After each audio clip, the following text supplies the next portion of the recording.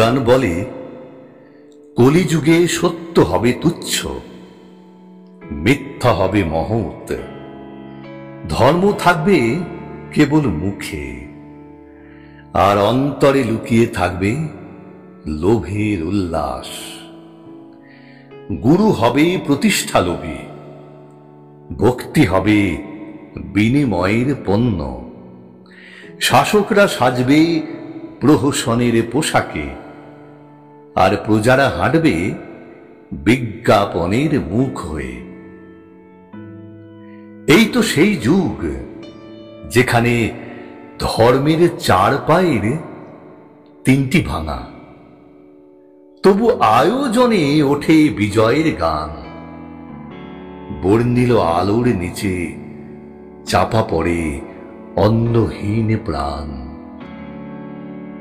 সত্য ভাষণ এখন নীরবের অভ্যাস, আর উচ্চ কণ্ঠে যারা, তাদের শব্দে থাকে সাজানো গল্প, যেখানে যুক্তি নয়, চলে অভিনয়ের চর্চা। নিয়ম যাদের জন্য, তারা পথের ধুলো, আর নিয়ম যারা বানায়, তাদের নেই কোনো দাঁতালো প্রশ্নের ভয়। স্কুল ফেলে কিশোর ছেলেটা ডেলিভারি বক্সে ভবিষ্যৎ বয়ে আনে। মায়ের চোখে শুধুই প্রশ্ন,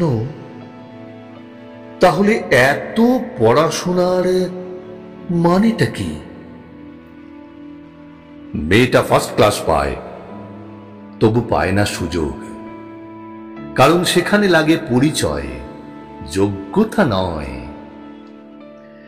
বিবাহ এখন এক বোঝাপড়ার দলিল, প্রেম এক টাচ স্ক্রিনের অস্থিরতা, নিরাপত্তার স্বপ্ন, এই দুইয়ের মাঝে ভেঙে পড়ে নির্ভরতার চিত্রপট।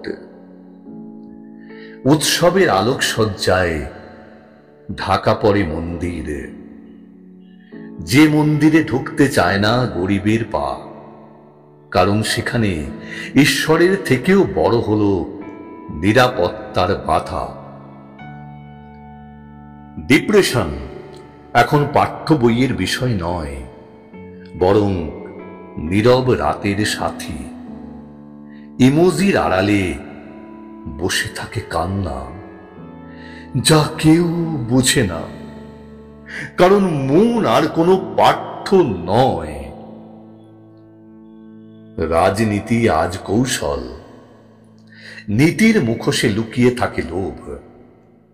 প্রশ্ন করলে মামলা, ভাবনা প্রকাশে হুমকির ভাষা। সাংবাদিকতার নাম নিয়ে চলে নাট্যকলার চর্চা, আর দর্শক বিনোদনের নেশায় নীরব। তরুণ ভাবে আগুনে মুক্তি, পতাকায় বাধা পরিত্রাণ। সে জানে না আত্মশক্তি একমাত্র বিপ্লব, যার আগুন আসে না বোমা থেকে, বরং আসে বিবেকের আলোয়।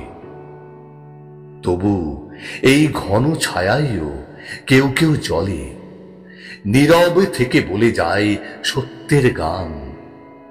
তারা জানে আলো মানে না হেডলাইন, সত্য মানে না মিছিল, বিপ্লব মানে এক গভীর দৃষ্টি, যেখানে ভয়ের বদলে থাকে প্রশ্ন, আর নীরবতার ভিতরে গড়ে ওঠে নতুন ভোরের ভাষা।